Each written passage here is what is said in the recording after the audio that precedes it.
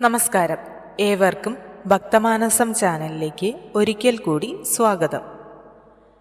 കൊട്ടിയൂർ യാഗഭൂമിയിലെ സുപ്രധാന ചടങ്ങായ കലം വരവ് നടക്കുന്നത് ജൂൺ 30-നാണ്. അർദ്ധരാത്രിയോടെ യാഗസന്നിധിയിൽ കലങ്ങൾ എത്തുകയും നിഗൂഢ പൂജയായ കലപൂജ മണിത്തറയിൽ ആരംഭിക്കുകയും ചെയ്യുന്നു. മൂന്നാമത്തെ വലിയ വട്ടളം പായസ നിവേദ്യമാണ് ആയില്യം നാളിൽ ദേവന് നിവേദിക്കുന്ന ആയില്യം ചതുശ്ശതം. പൊന്മലേരി കോറോത്ത് എന്ന നമ്പ്യാർ കുടുംബമാണ് ആയില്യം നാളിലെ പായസ നിവേദ്യം നടത്താനുള്ള അവകാശികൾ. യാഗോത്സവ വേദിയിലെ അതിപ്രധാന ചടങ്ങായ കലപൂജ നടത്തുന്നതിനാവശ്യമായ കലങ്ങൾ പ്രത്യേക വ്രതനിഷ്ഠയോടെ നല്ലൂരിൽ നിന്നും നിർമ്മിച്ച് നല്ലൂരൻ സ്ഥാനികന്റെ നേതൃത്വത്തിൽ സന്നിധിയിലേക്ക് എഴുന്നള്ളിക്കുന്ന ചടങ്ങാണ് കലം വരവ്. കുലാലയ സമുദായത്തിൽപ്പെട്ട നല്ലൂരാന്മാർ എന്നറിയപ്പെടുന്ന 4 തറവാട്ടുകാരാണ് കലം എഴുന്നള്ളിക്കുന്നത്. കല നിർമ്മാണത്തിനാവശ്യമായ കളിമണ്ണ് ഇളനീരാട്ടത്തിനു മുൻപായി വ്രതാനുഷ്ഠത്തോടെ പ്രത്യേക സ്ഥലത്തു നിന്നും കിളച്ചെടുത്ത് നല്ലൂരിലെ ചൂട്ടാലയിലെത്തിച്ച് ഇളനീരാട്ടത്തിന്റെ പിറ്റേന്നാൾ മുതൽ കല നിർമ്മാണം തുടങ്ങുന്നു. ആയില്യം നാളോടെ 230 കലങ്ങൾ നിർമ്മിക്കുന്നു. സന്നിധാനത്ത് 156 കലങ്ങളാണ് എഴുന്നള്ളിച്ചെത്തേണ്ടത്. മകനാളിൽ കലം എഴുന്നള്ളിക്കാൻ അർഹതപ്പെട്ട എല്ലാ കുടുംബങ്ങളും ചൂട്ടാലയ്ക്ക് അടുത്തുള്ള ശാലയിൽ എത്തുകയും നല്ലൂരാൻ 12 പേർക്ക് വെറ്റില നൽകി കലമെടുക്കാനുള്ള അനുമതി നൽകുകയും ചെയ്യുന്നു. അവർ മുടി മുറിച്ച് ക്ഷൗരം ചെയ്ത് കുളിച്ച് ചൂട്ടാലയ്ക്ക് സമീപം എത്തുന്നു. 156 കുടുക്കകളും പനയോലയിൽ ഒന്നിനു പിറകെ ഒന്നായി നീളത്തിൽ കയ്യൂനാരു ഉപയോഗിച്ച് കെട്ടി 12 കെട്ടുകളായി ഒരുക്കി വയ്ക്കുന്നു. വീണ്ടും കുളിക്കുവാനായി പോകുന്ന കലവാഹകർ തിരിച്ചെത്തുമ്പോഴേക്കും വിഭവസമൃദ്ധമായ സദ്യ തയ്യാറായിട്ടുണ്ടാകും.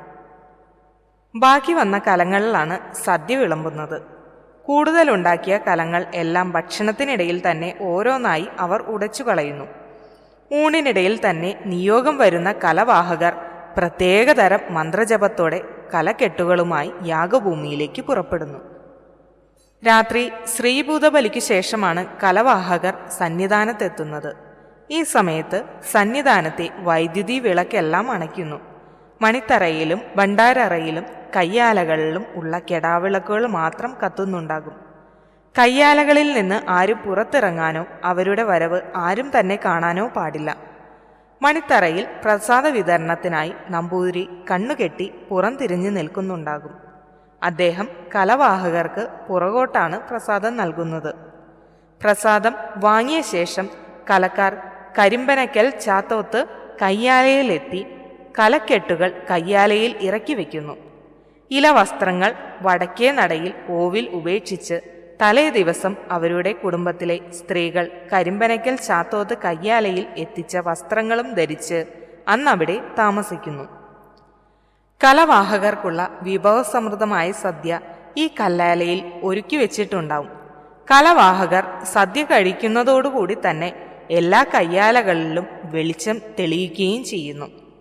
ശിവഭൂതഗണങ്ങളുമായി ബന്ധപ്പെട്ട കലം വരവും കലപൂജകളും അത്യന്തം ഗൂഢവും അതിവിശിഷ്ടവുമായ ചടങ്ങുകളാണ്. കലം വരവ് ദിവസം ഉച്ചയോടെ തന്നെ ആനകളെ ഇക്കരയ്ക്ക് കടത്തുന്നു.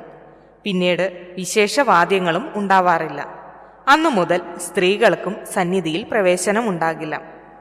യാഗഭൂമിയിലെ ഉത്സവ ചടങ്ങുകൾ സമാപന ഘട്ടത്തിലേക്ക് നീങ്ങുകയായി. കലം വരവ് ചടങ്ങ് നടക്കുന്ന മകന്നാൾ മുതൽ ഗജവീരന്മാരും അലങ്കാരവാദ്യങ്ങളുമില്ലാതെയാണ് പിന്നീടുള്ള സന്നിധിയിലെ ഉത്സവ സമാപനമടക്കമുള്ള 5 ദിനങ്ങൾ. സ്വയംഭൂവിൽ കളഭാഭിഷേകം ചെയ്ത് ഭഗവാന് പൂർണ്ണ പുഷ്പാഞ്ജലി അർപ്പിച്ച് യാത്രാബലി നടത്തി അടിയന്തരക്കാരും തന്ത്രിമാരും ആചാര്യന്മാരും ഇക്കരയ്ക്ക് പോന്നതോടെ 27 ദിവസം നീളുന്ന കൊട്ടിയൂർ വൈശാഖോത്സവത്തിന് സമാപ്തിയാകും. സമാപന ദിവസം പുലർച്ചെയോടെ കലശപൂജകൾ കലശമണ്ഡപത്തിൽ പൂർത്തിയാക്കും. അമ്മാറക്കൽ തറയിലെ കൂറ്റൻകുട തിരുവഞ്ചിറയിൽ നിക്ഷേപിക്കും. മണിത്തറയിലെ വിളക്കും ഇറക്കും. അടിയന്തരക്കാർ ചേർന്ന് താൽക്കാലിക ശ്രീകോവിലിൽ ആചാരപ്രകാരം പൊളിച്ചു നീക്കി തിരുവഞ്ചിറയിൽ വടക്കു പടിഞ്ഞാറ് ഭാഗങ്ങളിലായി നിക്ഷേപിക്കും. തുടർന്നാണ് തൃക്കലശാട്ടം. തന്ത്രിമാരും സഹകർമ്മികരും ചേർന്ന് സ്വർണം, വെള്ളി കുംഭങ്ങളിൽ നിറച്ച കളഭം സ്വയംഭൂ വിഗ്രഹത്തെ അഭിഷേകം ചെയ്താണ് കലശാട്ടം പൂർത്തിയാക്കുക. തുടർന്ന് കോഴിക്കോട്ടിരിയുടെ പൂർണ്ണ പുഷ്പാഞ്ജലി. ശേഷം കുടിപതികളുടെ തണ്ടിന്മേലൂണ് തിടപ്പള്ളിയിൽ നടക്കും. തറ വൃത്തിയാക്കി വീണ്ടും ഭണ്ഡാര അറയ്ക്കു മുൻപിൽ അടിയന്തര യോഗം. ഭണ്ഡാരങ്ങളും തിരുവാഭരണങ്ങളും കൂത്തമ്പലത്തിലേക്ക് മാറ്റുന്നു. അമ്മാറയ്ക്കൽ തറയിൽ തൃച്ചന്ദനപ്പൊടി അഭിഷേകം നടത്തിയ ശേഷം ഭണ്ഡാരങ്ങളും ബലിബിംബങ്ങളും സഹിതം സകലരും ഇക്കരെ കടക്കും. തന്ത്രി കോഴിക്കോട്ടിരി മാത്രം മണിത്തറയിൽ സന്നിഹിതനായി യാത്രാബലി നടത്തും. മണിത്തറ മുതൽ കിഴക്ക് കല്ലൻതോട് വരെയും പടിഞ്ഞാറ് പാമ്പറപ്പാൻ തോട് വരെയും കോഴിക്കോട്ടിരി നമ്പൂതിരി ഹവിസ് തൂകും. പടിഞ്ഞാറെത്തി പരികർമ്മിയെ തട്ടം കൊടുത്തു തിരിച്ചയച്ച ശേഷം തിരിഞ്ഞു നോക്കാതെ തന്ത്രി കൊട്ടിയൂരിന് പുറത്തേക്ക് നടക്കും. അക്കരെ എത്തുന്ന ആചാര്യൻ ചോറ് നിവേദ്യം നാളം അഷ്ടബന്ധം കൊണ്ട് ആവരണം ചെയ്യുന്ന ചടങ്ങാണ് വറ്റടി. ഇതിനുശേഷം ഇവർ ഇടബാവലി കടന്നാൽ പടുകൂറ്റൻ മതിൽക്കെട്ടുള്ള സന്നിധാനത്തിൻ്റെ 3 കവാടങ്ങളും അടുത്ത 11 മാസത്തേക്ക് അടയ്ക്കും. ഇനി നട തുറക്കണമെങ്കിൽ അടുത്ത വൈശാഖകാലം വരണം.